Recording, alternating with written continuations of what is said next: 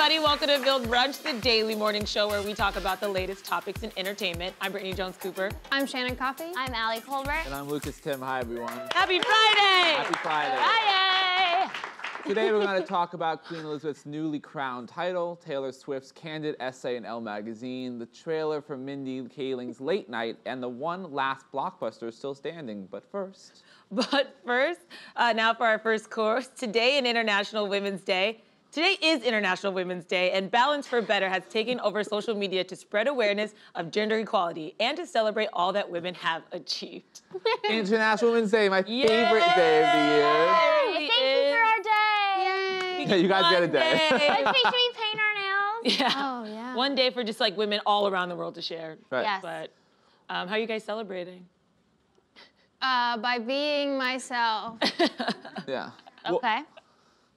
Well, the theme of this year is a gender-balanced world, striving for gender balance in politics, in media coverage, in boardrooms, and I'm totally supporting that because, you know, women still make on average 80% of what men make. Yeah. And as we all know, when women make more, America makes more, families make more. It is like literally like the lifeblood of this country. So it's really important that we talk about like being gender balanced. Yeah, and I'm happy you started with that. I'm actually moderating a panel later with some really amazing women, and HuffPost and Care International actually did this poll about what women want and what they believe on different topics. And one of them was pay inequality. Yeah. And this survey found, which I thought was alarming, that 64% of women did not negotiate in their last salary negotiation. And about half of those women and of that, like half say that they just were satisfied with their offer. Right. But my advice to women is don't be satisfied with that offer because that pay inequality is existing, so you're expected to negotiate. Right. So that's one thing that I talk to every young girl, all of my peers, I'm like, let's get serious about money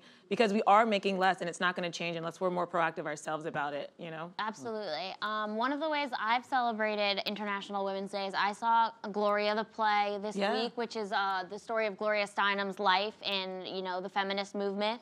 And one of the things that the play stresses and she talks about is not fighting for a piece of the existing pie, but baking a new pie.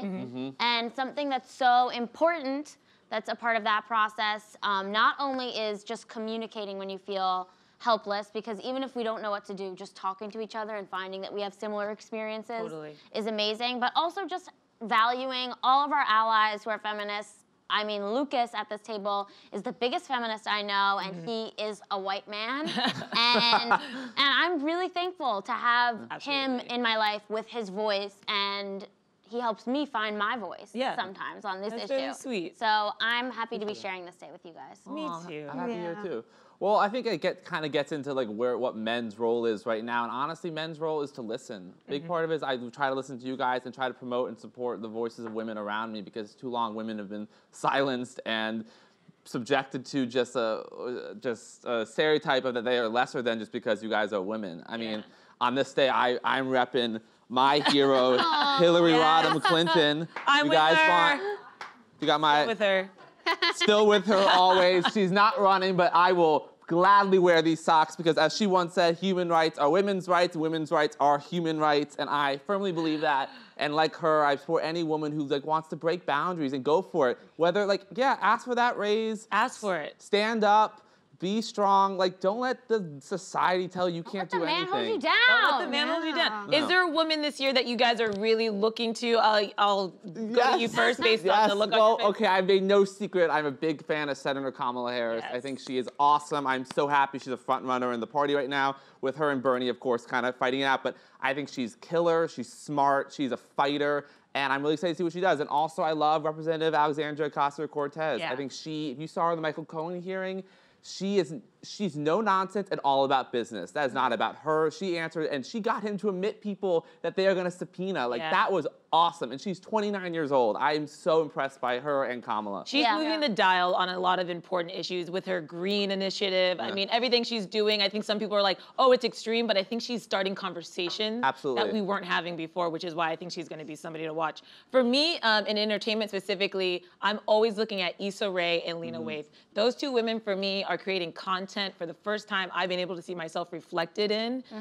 Women like me, and it's just so important, I think, for our culture. And they they both have just like so many projects in the works, and I'm just like proud of them, and I know it's not hard, and I know they have a lot of weight on their shoulders, and they do it with so much grace. And so this year, I think is gonna be really big for both of them. I feel that. One woman that I've really been inspired by this year is just Janelle Monáe. And like anytime I see her perform, or I read an interview, or I see her in a magazine, and just the way she embraces her identity and her music, I feel so much from it, and I thank her for being her authentic self. That's a really good one. Yeah, I have been watching Ellen Page a lot lately, and I really love how vulnerable she's always been, and how she can she has a balance of being able to make a really emotional statement and then the next week call someone out, just hardcore, unafraid. So I just like her duality of strength and emotion. Yeah, I love that you point out her vulnerability, because that's something that I think a lot of women get attacked for, and she's been so honest, and it's something that like I'm attracted to. I'm like,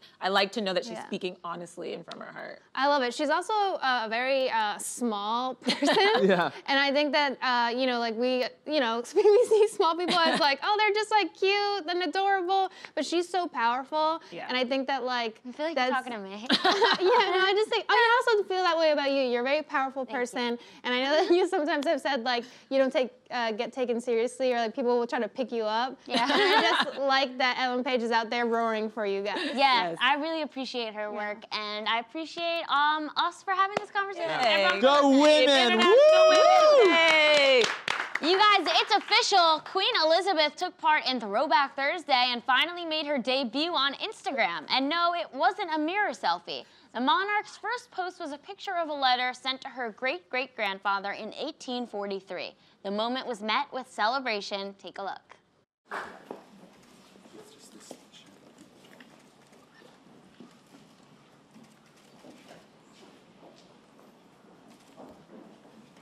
Ah, yes, it's worked. Perfect. It'll come up in a minute, but I can see it there. There we are. A letter from Prince Albert.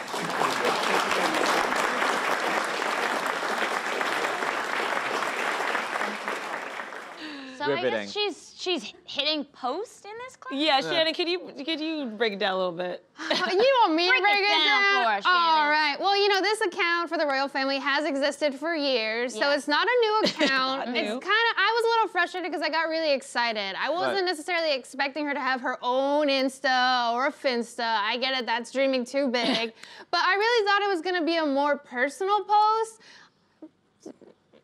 I mean, she's maybe she didn't hit the button before, but there's tons of pics of her on there. I was just hoping, you know, like one day that we could get her own personal Instagram. Like, I want to see her in a Snuggie on her couch eating cereal out of a Tupperware, because that's what they say she does. Right, and I want like a snappy caption. Like this caption was like very professional like, and good evening, subject. Yeah, telling the story. Your queen. No, literally it's about the guy named Charles Babbage, and he's the computer pioneer. Sent a letter to her great-great-grandfather, and she wants to inspire future inventors. I was like, cool. Wow, what a loser. No, Queen Lizzie, love you to death, but I want to see whatever her thirst trap is. Like, what's Queen Elizabeth? Like her hat slightly sideways. I want like a caption like long hair, don't care. Yeah. Like I want something fun. Like hat crooked, don't care. Like happy Friday, y'all. Like whatever her version of that is, that's what I want to see from my girl. But this is her first post. Is there pressure on that?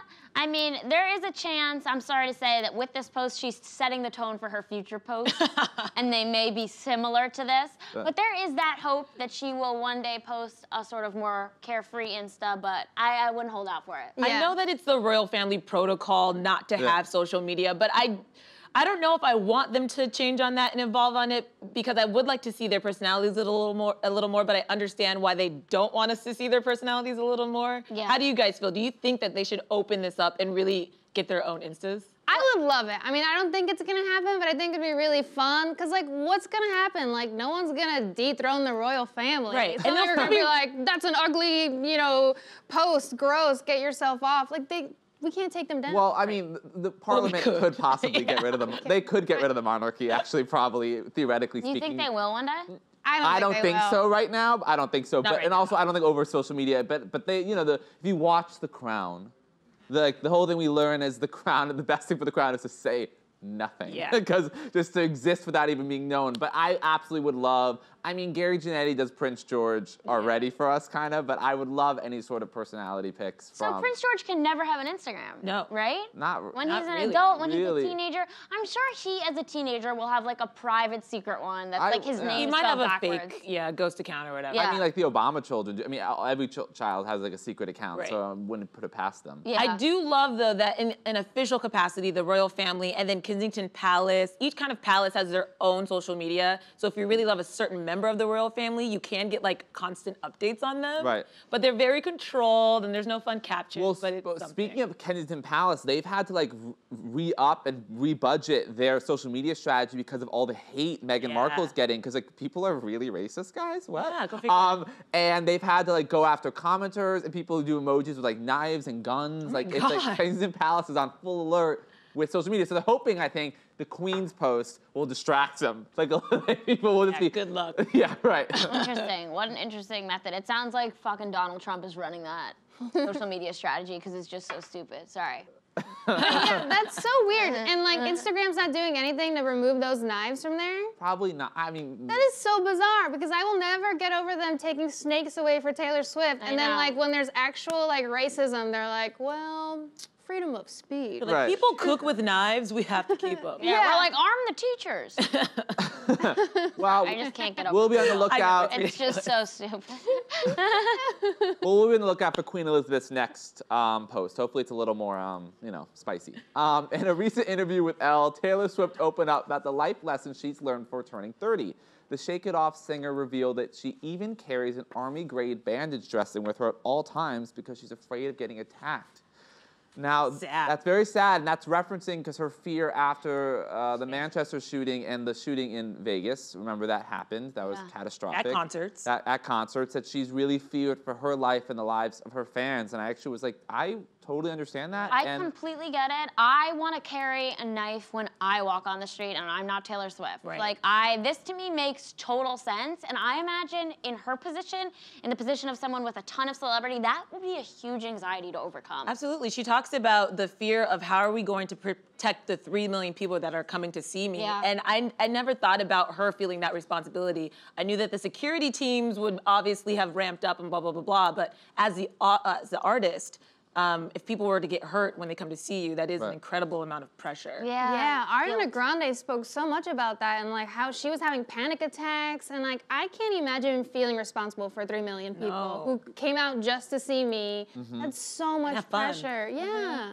It's so sad. It is really scary just going as a concert goer to just all the possibilities of what can happen. I've been at bars where someone screams over something silly and then we all think there's a gun there and then we're all running to the opposite side of the room and there's so much panic and I think we've seen a lot of those situations where it's just like a false alarm but still you get all the emotions of like, I have to run for my life right now. It is so scary.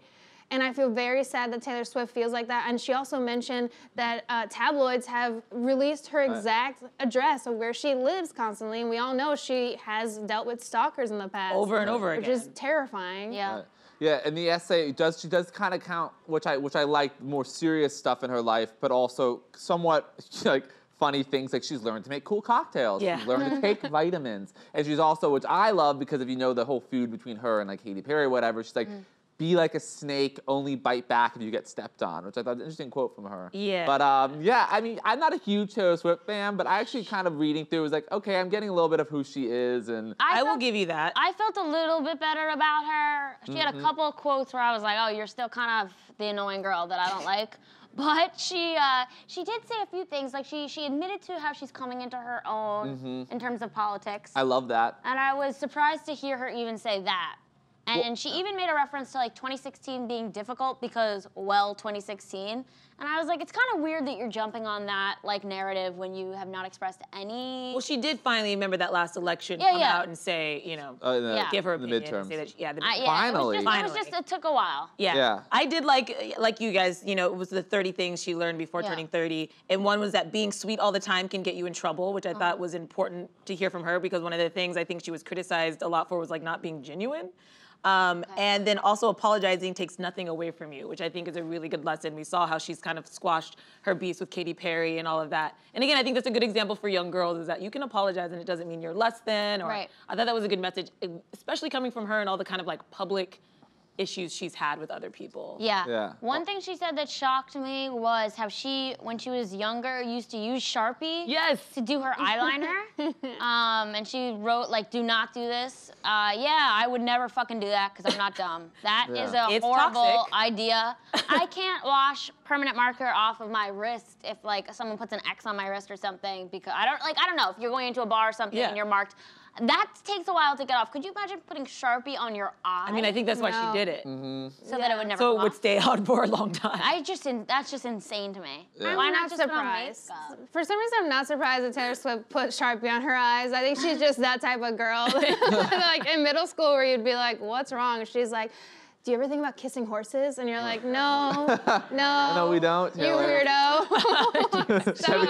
She's definitely a horse girl. She definitely For sure. She is such a horse girl. It's not even funny. Such a horse girl. She also probably started the soaking your tampons in vodka trend. Oh yeah, she definitely did. She didn't even like put it in her. She just like was like, yeah, I do this. I do this. And everyone She brought it to school. Yeah, I could so see her doing that.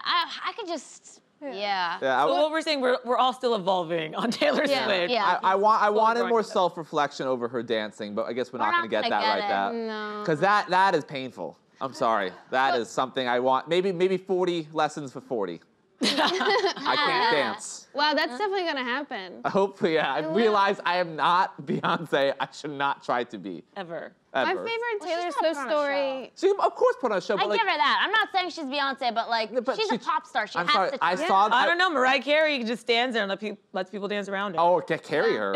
That's ultimate Mariah Carey. That's an option. That's a real option. Mariah hasn't been awake in 2 decades. That's true. Well, she needs 15 hours of sleep. She's already confirmed that. Yeah. 18, I think it was. Oh, I thought it was 15. I think it was 15, 18. Either way, it's too much. Either way, it's too much. To just stand there and mouth her That words. was so funny. J-Lo was like 8. Mariah was like 17. We were like, what? That's so weird. My favorite Taylor Swift story is the one where before she was famous, like when her mom went to a psychic and her psychic was like, everyone's gonna know your daughter's name. And her mom freaked out saying that she immediately jumped to the conclusion that she was definitely gonna get kidnapped and murdered. Okay. And she was like, but it worked out for me, now I'm famous. And I'm like, well, it could still happen. Oh, dark. Both dark, but I did not see that Still end. time. Yeah. Still time. You never know, but I really want to go to that psychic because she was right. Well, the trailer for Mindy Kaling's Late Night has officially dropped, featuring actor Emma Thompson as a TV host looking for a diverse new writing staff. Take a look. That's our show, everyone. I came to tell you this year is your last. What? They can't replace you if everyone loves you. Do none of you understand what is at stake here? I am being replaced. Think about why the show is bad and come up with ways to fix it. I wish I was a woman of color so I could just get any job I want. We talked about this, you can't say that. I know what everyone thinks of me, but just because I was lucky enough to get this job doesn't mean I'm stupid enough to lose it. What exactly is wrong with my bits? You're a little old and a little white. What can I do about that? I have some jokes for the monologue. I shouldn't do this in an English accent, should I? No.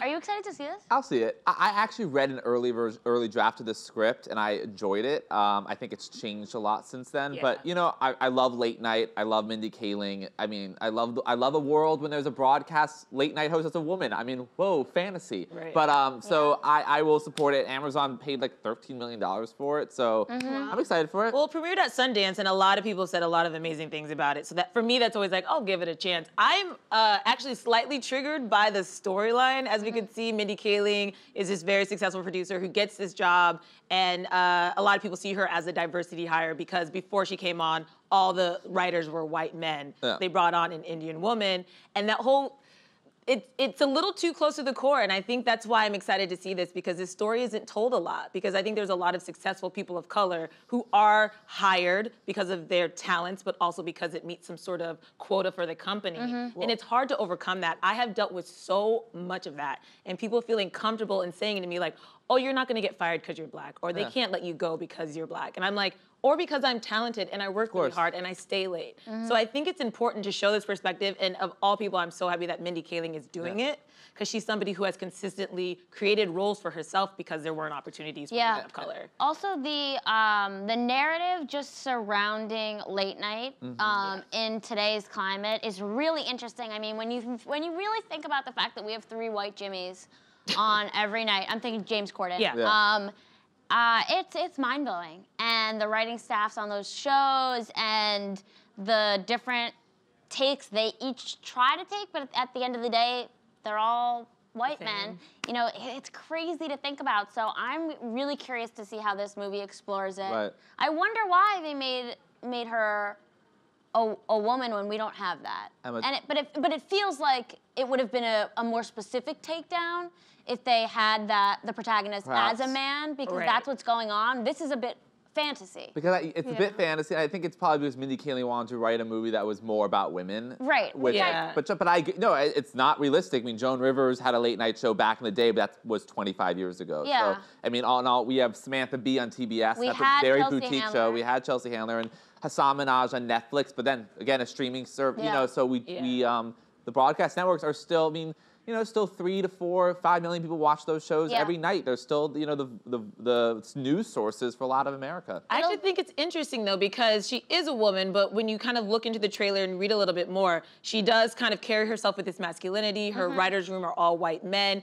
She's described as a woman who doesn't like women or doesn't support women. So she's sort of carrying on that male stereotype still. So I think she can still attack those issues in a way. Right. Yeah. I'm curious what it will be that will shake up our current late night scene. I'm kind of waiting for what's gonna happen. I have a feeling that the only thing that will kind of start this chain of events will be when Lorne Michaels leaves SNL, be it for whichever reason. And I think Seth Meyers will maybe return to SNL. We'll have that spot open up. That's the only... You think he would return to run SNL? Maybe. I know that actually he's not a bad down the idea. hall and like Lorne's obsessed with him. I don't know. I'm curious what will get things Well, I definitely, going. it's going to have to be one of them retiring, because I think, you know, Stephen Colbert has found his niche on CBS, and he's so successful, and especially the Trump climate, he is killing it on broadcast. And I think it will take one of them retiring. I mean, I don't see NBC firing Jimmy Fallon unless something bad happens. If his ratings, though, slip, I mean, that's money. And his ratings have been a little wobbly, and I think if they really took a nosedive, they'd have to seriously look. I think he has like an 8-year contract. Right, and I think they would take more of a risk on the late night show, on Seth's hour. Yeah, you're right. On the Corden hour, which is sad, but the broadcast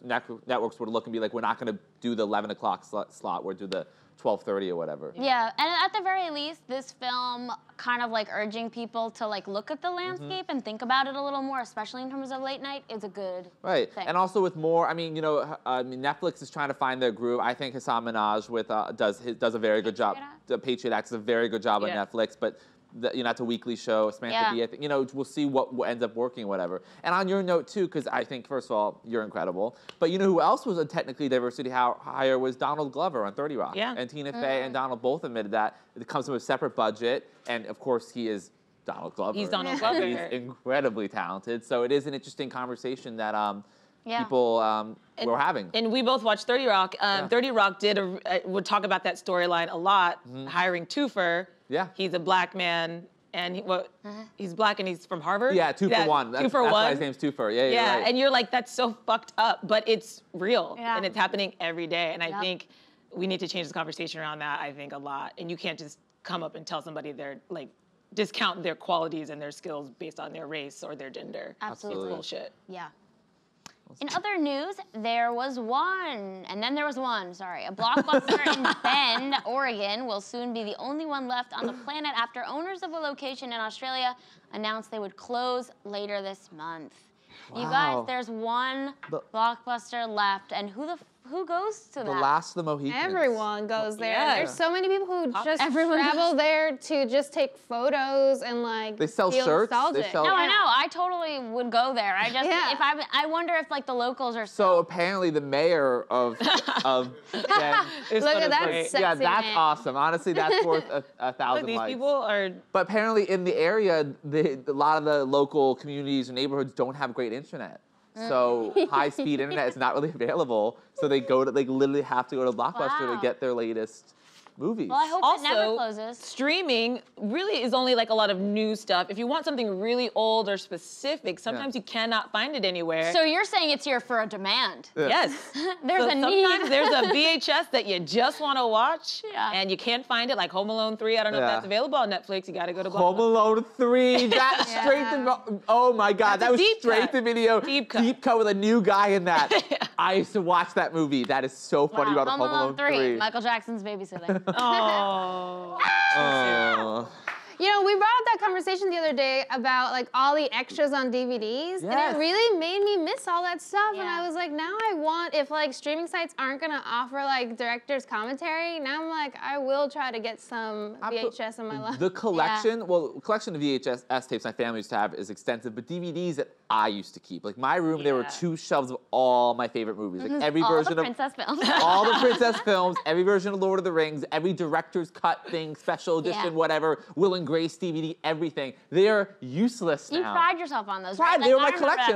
I was show like, this is my DVD collection. Yeah. Like, dude, what do you want to watch? Like Will and Grace season 6, Lord of the Rings. Like, I brought DVDs with me to college. Yes. Yeah. I did too. I would travel with you them. You had to. Yeah. Otherwise, no one would fuck with you. Yeah. Right? If they showed up to your dorm room and you didn't have a DVD, they'd be like, oh no. What are we gonna do? You're a peasant. Yeah, but that's something like my sisters who are younger than me, they're like, well, that would never happen. Like, that's crazy. My freshman year, I brought like seasons of Friends and stuff. I still have my DVDs. I have about 30 DVDs in my apartment. Yeah. And you know what? Like, I wanted to watch Stepmom the other day. Couldn't find it anywhere. Had the DVD, watched it on a Saturday, cried my eyes out. Yeah. But that's only because I had the DVD. Yeah. The other good thing about Blockbuster, which I think I mentioned on here before, is like that was my Saturday night activity with my family. We'd go, we'd pick our movies, and we'd get our candy. Yeah. Right. And that candy was clutch. It was an experience too, because like you would go and you would sort of like, I remember in middle school, like we would kind of look nice because you didn't know who you were gonna run into there. Oh, funny. It was like a scene. You're like, oh my God, we might run into Michael. Like put on my clear lip gloss. Like you can't.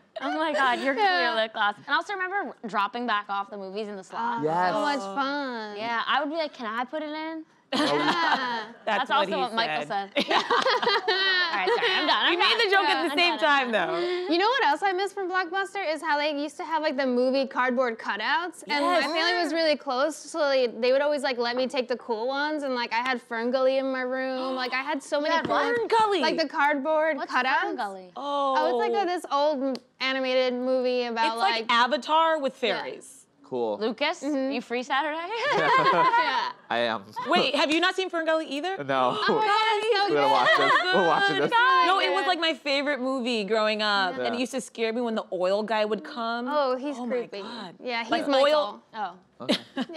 God. Jeez, we're just going. I can't. Starbucks is so funny. Like one day they used to have 9,000 stores. Do you imagine the start like when Blockbuster around like, hey, this thing called Netflix is coming around. You think we should worry about them? No, we're good. 9,000 stores. I mean, Blockbuster could have been Netflix if only they just had the idea to start streaming or doing this direct to video, whatever. And if I remember, they tried for a minute, but it was just too late. It was way too late. I have a vivid memory renting Grease 2 at Blockbuster, which is not a good movie, except for the one scene of Michelle Pfeiffer singing Cool Rider. I used to like, that's kind of when I fell in love with her, when she's on top of that ladder. I was like, God, she's sexy. Isn't it Sandy's cousin in Grease 2? Yes, it's Sandy's cousin. Don't look at me. It's reverse. It's the reverse second gender. they said Sandy's cousin, I was like, I'm not renting that. Oh, it's so bad, but I actually. It's so good. The way Michelle Pfeiffer chews bubblegum in that movie is like iconic. Oh, I don't know. It's just the way her mouth is, everything know she does with it. It's so good. What I wanted.